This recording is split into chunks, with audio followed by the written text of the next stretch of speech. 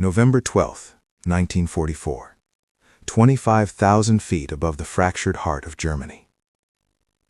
The world outside is a masterpiece of hostile beauty. A brilliant, unforgiving sun glares off the ice crystals forming on the perspex canopy of a P-51D Mustang. Below, a carpet of thick, unbroken cloud conceals the enemy land, a sleeping white giant. Above, the sky is a deep, piercing blue, so dark it's almost black. It is a lonely, silent kingdom, but the silence is a lie.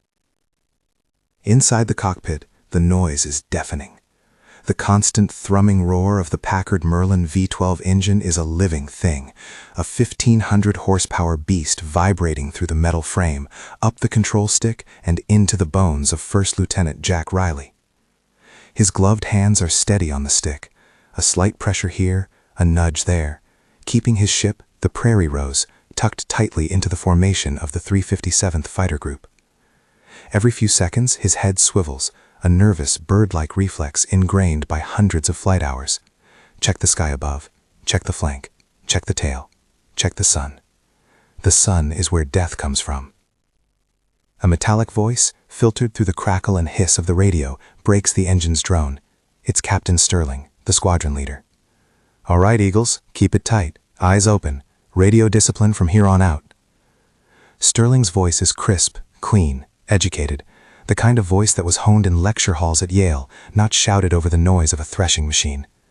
Jack can picture him in the lead Mustang, the patrician, sitting ramrod straight, flying by the book. The book was Sterling's god. To Jack Riley, it was just a collection of suggestions, most of them written by men who'd never had a Focke-Wulf on their tail. Jack feels a familiar, dull ache of resentment. Back at the base in Leiston, the air is thick with more than just English fog. It's thick with judgment. He sees it in the officers' club, in the way they hold their forks, the way their laughter stops when he walks in. He hears it in the mess hall, the whispers that follow him like a contrail. Tractor driver, clodhopper. Sterling's favorite jab, delivered with a thin, condescending smile after a particularly aggressive training flight, echoes in his helmet. "Go back to the farm, kid. You fly like a tractor driver." They see his scuffed boots, the faint scent of oil and earth that never seems to wash off, the flat Nebraska accent that mangles their sophisticated banter. They see a hayseed, a grunt with wings who got lucky. They don't see the thousands of hours he spent in a rickety biplane chasing crows out of his father's cornfields, learning the wind not from a textbook but by the feel of it on the fabric wings. They don't understand that to him, an airplane isn't a complex equation of lift and drag. It's a living thing. You don't command it, you dance with it. His flying reflects it. Where they fly with geometric precision, he flies with an animal instinct. They see his banking turns as sloppy, his tendency to hug the deck as reckless. They call it undisciplined. He calls it survival. He knows the contours of the land because he grew up with them. A line of trees isn't just a line of trees, it's cover. A river valley isn't a navigational marker, it's a trench to hide in. He flew his plane like he plowed a field, with a deep physical understanding of the machine and the terrain it moved over. "Bandits, bandits at 2 o'clock high, coming out of the sun." The voice is young, panicked, a rookie. Jack's head snaps to the right. For a moment, there's nothing, just the blinding glare. Then you see them, not just specks, but a coordinated, malevolent swarm. They aren't the usual stragglers. They are dropping with a terrifying speed and purpose, like hawks falling on a flock of pigeons. They are lean, radial-engined killers, Focke-Wulf 190s, and they are many. The radio explodes into a cacophony of fear and confusion. "Breaking right! I'm hit! Watch your six! Watch your six!" Sterling's voice cuts through, strained but still clinging to protocol. "Hold formation. Blue flight, defensive circle. Green flight, cover the bombers. Do not break formation." But the enemy is already inside the formation. They slice through the neat lines of Mustangs with surgical precision. Jack sees it unfold in a sickening moment of clarity. This isn't a random encounter. It's a planned, perfectly executed ambush. A wolfpack. And they're not just pilots. They are veterans, aces. You can tell by the confident, lethal grace of their movements. Their planes bear the bold markings of a premier Jagdgeschütz. The gentlemen of the 357th have just stumbled into a hornet's nest, and the hornets are winning. A Mustang just ahead of Jack explodes, a bright orange blossom that vanishes into a plume of black smoke. The pilot doesn't even have time to scream. Jack's knuckles are white on the stick. Sterling is shouting orders, but his textbook defense is crumbling. The neat, orderly geometry of their formation has become a chaotic, swirling furball of death. Another Mustang spins away, trailing glycol smoke, its pilot fighting a losing battle. The wolves are tearing them apart, and Jack Riley knows, with the cold certainty of a farmer watching a storm roll in, that if he plays by their rules, he's going to die right here, 25,000 feet above a land he cannot see. The book is useless. It's time to go off the page. The sky is a maelstrom. What was once an orderly escort formation is now a desperate, swirling brawl for survival. The German pilots of Jagdgeschwader 2 are putting on a masterclass in aerial slaughter.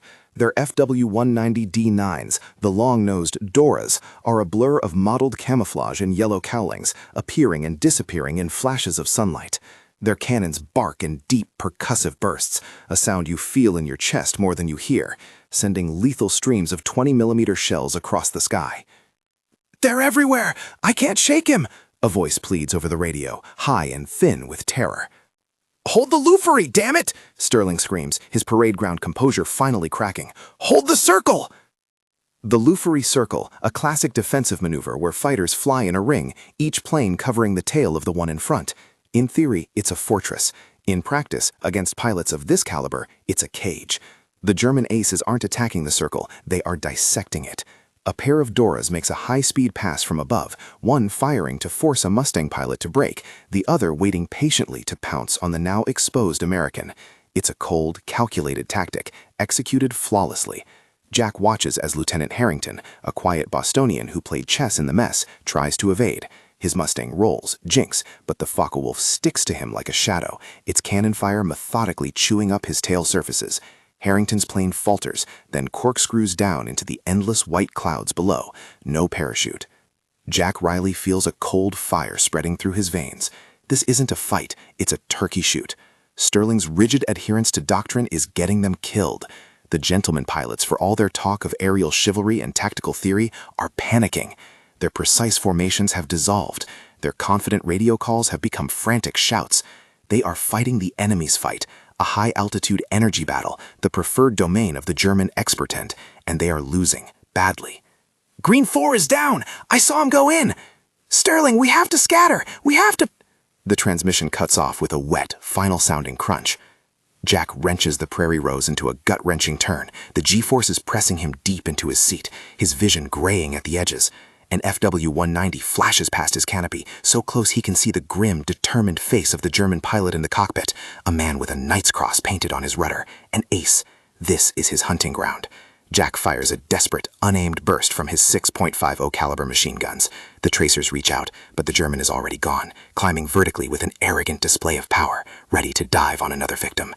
It's in that moment that the farm boy takes over. The noise, the fear, Sterling's useless orders, it all fades away. All that's left is the engine, the sky, and the enemy. He sees the battle not as a series of textbook diagrams, but as a problem of terrain. Except here, the terrain is vertical. The Germans own the high ground. They have the advantage of speed and altitude. To fight them here is suicide. So, you don't fight them here. You drag them down. You pull them out of their world and into yours, into the mud. A sudden, insane clarity fills his mind. It's a memory, sharp and vivid. Chasing a stubborn bull across a muddy pasture back home. You couldn't outrun it on open ground. You had to lure it into the creek bed, where the footing was treacherous and his power meant nothing against the sucking mud. That was how you won. You changed the battlefield. "Riley, what in God's name are you doing? Get back in formation." Sterling's voice is apoplectic, but Jack Riley isn't listening. He shoves the stick forward hard. The nose of the Prairie Rose drops violently, and the world flips upside down. The serene blue is replaced by the endless boiling white of the cloud deck. He's not evading. He's not running. He's diving straight down. The Merlin engine screams as the airspeed indicator needle redlines. The Mustang shudders, the control surface is groaning under the strain. He punches through the cloud layer, a disorienting flash of gray, and then the world reappears. But it's not the empty sky. It's the ground. Germany. A patchwork of dark green forests, frozen brown fields, and tiny stone-roofed villages, rushing up at him with terrifying speed. He's just a few thousand feet up and falling like a rock. Up in the main furbowl, his sudden departure doesn't go unnoticed. To the struggling Americans, it looks like desertion. He's running, The damn coward is running, someone yells. To two of the German aces, however, it looks like an opportunity. A lone, panicked Mustang, breaking from the herd, presenting an easy, isolated kill. The thrill of the chase is irresistible. Two FW-190s peel off from the main fight, their engines whining as they follow Jack's mad descent, confident they are about to add another victory marking to their tails. They have taken the bait. They are following him down into the creek bed. The trap is set. The plunge is brutal. Jack's P-51 screams towards the earth, the air pressure making his ears pop. The altimeter unwinds with dizzying speed. 10,000 feet, 8, 6.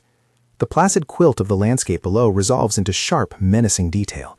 He can see individual trees in the dense expanse of the Hurtgen forest, the dark slash of a frozen river, the cobblestones of a village square. The world is no longer an abstract map. It's a hard, unforgiving surface rushing up to meet him. The two German Doras are hot on his tail, closing the distance with terrifying ease. He can hear the thud-thud-thud of their cannons, muffled by his own engine's roar. Tracers, like angry red hornets, zip past his canopy, first to the left, then to the right. They are bracketing him, toying with him. In the clean, open skies above, he would have been dead in seconds. But down here, the rules are different. He pulls back on the stick, gently at first, then harder, feeling the immense strain on the Mustang's airframe. The G-force slams into him like a physical blow, draining the blood from his head, his vision tunneling to a gray pinhole. He fights the blackout, grunting, tightening his stomach muscles, a trick he learned not in a classroom, but from pulling his crop duster out of steep dives over cornfields. The Prairie Rose responds, its wings trembling on the verge of a catastrophic failure, but it holds. The dive bottoms out, and he levels off. They are now barely 500 feet above the treetops. "Got you, Ami." A confident, guttural voice crackles over a stray radio frequency. It's one of the German pilots, his transmission accidentally bleeding over. He's close, too close. The world becomes a high-speed green and brown blur. This is Jack's element. This is the tractor driver's world. The forest isn't an obstacle, it's a shield. He jinks left, dropping his wing behind a ridgeline, forcing the Germans to adjust. He follows the contour of the land, his wingtip seeming to skim the frosty branches of the pines. This is flying by feel, by instinct. It's a language the high-altitude aces, accustomed to the elegant physics of energy fighting, do not speak fluently. Their pristine tactics are useless here. There is no room for sweeping, graceful maneuvers. There is no altitude to trade for speed. It's a knife fight in an alley. They are forced to follow him, to react to his every move. The hunter has become the hunted, led on a leash through a deadly maze. He pushes the Mustang to its absolute limit, threading the needle through a narrow valley. The canyon walls echo the thunder of the three Merlin and Junkers Jumo engines, a symphony of mechanical fury. He sees the spire of a church in a small village ahead and makes a split-second decision. Instead of climbing over it, he drops even lower. The residents of the tiny German hamlet would later speak of a silver demon, a ghost that screamed down their main street, its propellers churning the winter air just feet above their rooftops, shattering windows and sending chickens scattering in a panic. For a heart-stopping second, Jack is flying below the level of the church steeple. The two German pilots, momentarily stunned by the audacity of the move, are forced to pull up, breaking their pursuit line. It's the opening Jack needed. For a fraction of a second, they are no longer behind him. They are above and to the side. He yanks the stick hard to the right, kicking the rudder, and rolls the Prairie Rose up a steep wooded hillside, using the terrain as a ramp. It's a move that defies all conventional wisdom, bleeding speed at a critical moment. The Germans, recovering from their climb, see what they believe is a fatal error. The slow-moving American is now a sitting duck, silhouetted against the dark trees. The lead German pilot, an Oberleutnant with over 60 confirmed kills, smiles. He corrects his course, lines up the shot. This is the moment of the kill. He has the American exactly where he wants him. Slow, vulnerable, and with nowhere left to run. The farm boy has flown himself into a corner. His reckless, undisciplined flying has finally caught up with him.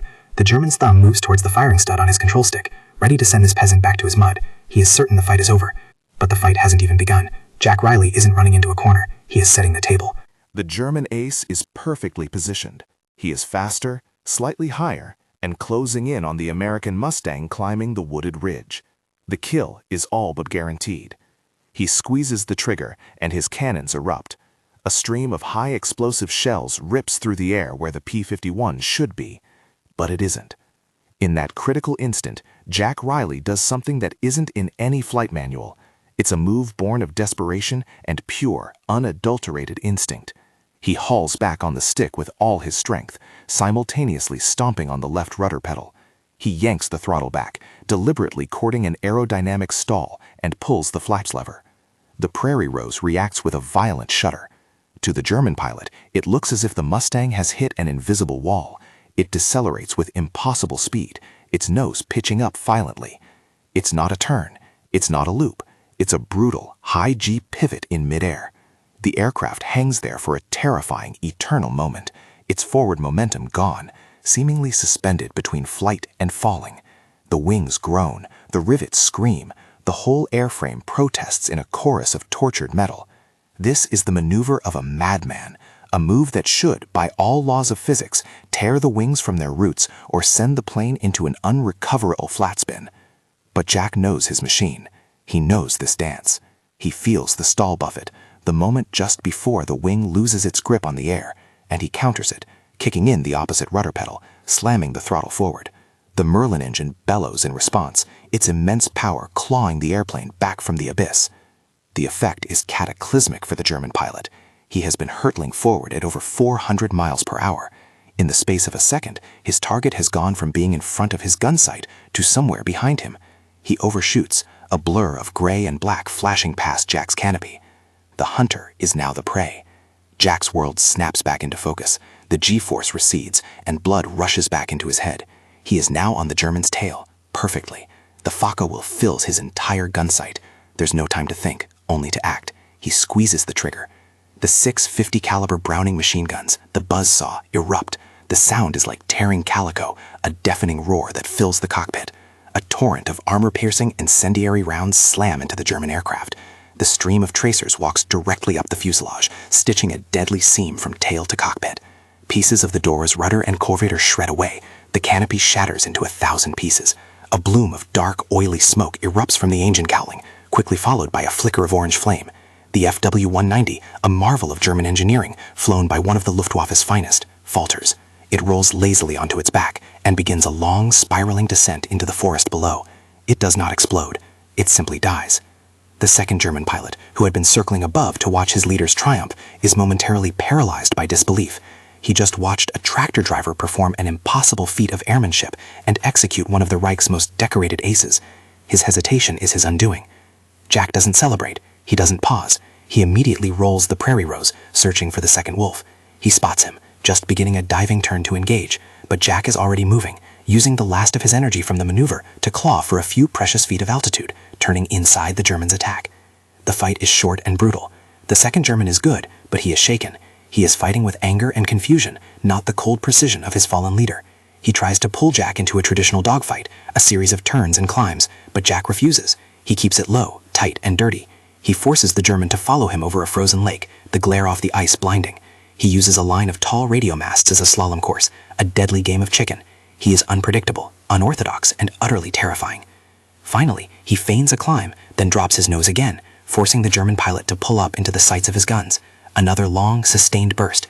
The 50 caliber rounds find their mark, tearing into the Focke-Wulf's wing root. A bright flash, and the wing simply shears off, folding back over the fuselage.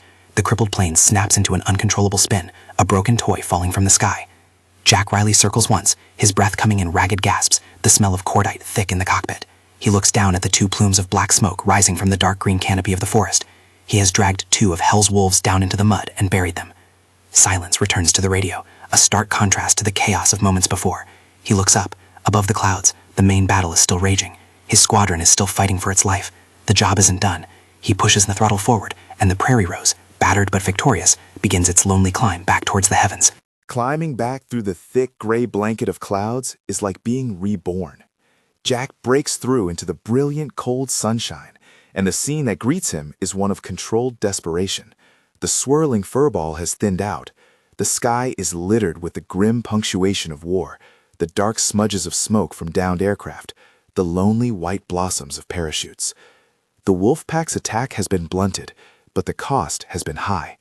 The surviving Mustangs of the 357th are scattered, fighting in desperate pairs or alone. Captain Sterling is still there, his patrician showing signs of battle, its tail riddled with holes. He's engaged in a head-on pass with an FW-190, a deadly game of chicken at a closing speed of nearly 800 miles per hour. Both pilots fire, their tracers weaving a lattice of light between them before breaking off at the last possible second. Jack's sudden reappearance from below is a shock. To the Americans, it's as if a ghost has returned from the grave. Prairie Rose, is that you, Riley? A stunned voice asks over the radio. Affirmative, Jack says, his own voice raspy, unfamiliar. 2 bandits down, in the trees. A beat of stunned silence follows. 2? The farm boy who ran away just took out 2 of the aces that had been butchering them? The psychological impact is instantaneous. It's a jolt of adrenaline, a shot of hope when there was none. Jack doesn't wait for orders. He sees Sterling, having survived his head-on pass, now has another Dora sliding onto his tail. Sterling is braking hard left, but the German pilot is matching him, slowly, inexorably closing the distance to firing range. Jack slams his Mustang into a dive, coming down from the German's blind spot, his 6 guns blazing. He doesn't fire to destroy, he fires to disrupt. His tracers flash past the German's cockpit, a warning shot across the bow. The German pilot, completely focused on his target, is startled by the attack from an unseen quarter. He breaks off his pursuit of Sterling, rolling hard to meet the new threat. He has just made a fatal mistake. He has given Captain Sterling the one thing he needed, a moment to breathe.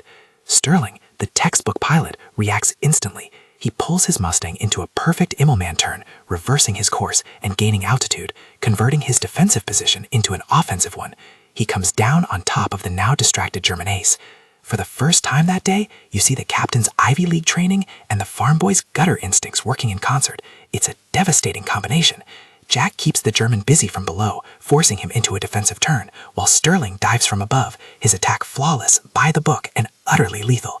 His .5 Salibers rip into the FW-190's engine, and it begins to smoke, then trail fire. The German ace, outflown and outfought, bails out, his parachute a small speck of white against the vast blue. The tide has turned. The remaining Luftwaffe pilots, seeing their leader shot down and 2 more of their number vanish, lose their nerve. Their coordinated attack dissolves. They break off the engagement, diving away to the east, leaving the battered but defiant Americans in possession of the sky.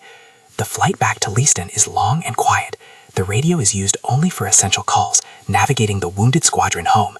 They land as the cold English dusk settles over the airfield. The ground crews rush out, their faces grim as they count the empty spaces on the hardstands.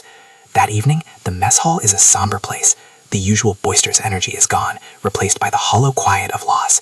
The survivors sit in small groups, nursing their drinks, speaking in low tones, their eyes distant.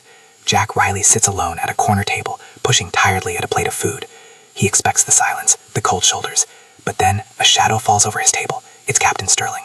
His uniform is immaculate as always, but his face is pale, and there's a new, unsettling look in his eyes. He places a bottle of scotch and 2 glasses on the table. He pours. He says nothing for a long time, just staring into the amber liquid. Finally, he looks at Jack. Not at a subordinate, not at a farmer, but at a pilot. 2 of them, Sterling says, his voice quiet, stripped of his usual arrogance. Down in the weeds. Jack just nods, unsure what to say. Sterling takes a slow drink. That maneuver, I've never seen anything like it. It wasn't in any book I've ever read. He looks directly at Jack. They said you were running. Wasn't running, sir, Jack says, his Nebraska accent sounding loud in the quiet room. Was just changing the field of battle. Sterling gives a sharp nod, a gesture of profound, grudging respect. He raises his glass. To the tractor driver, he says, his voice clear enough for the nearby tables to hear. A few heads turn. There are no smirks, no whispers. There is only a quiet understanding. The insult was dead. In its place, a legend was being born. The legend of the small-town pilot who, when the gentlemen and the scholars were being shot out of the sky, dragged the enemy down into the mud, right into his world, and taught them how a farmer fights. In the brutal skies over Germany, victory didn't always belong to the privileged or the polished. Sometimes it belonged to the one with dirt on his boots and an unshakable knowledge of the earth below.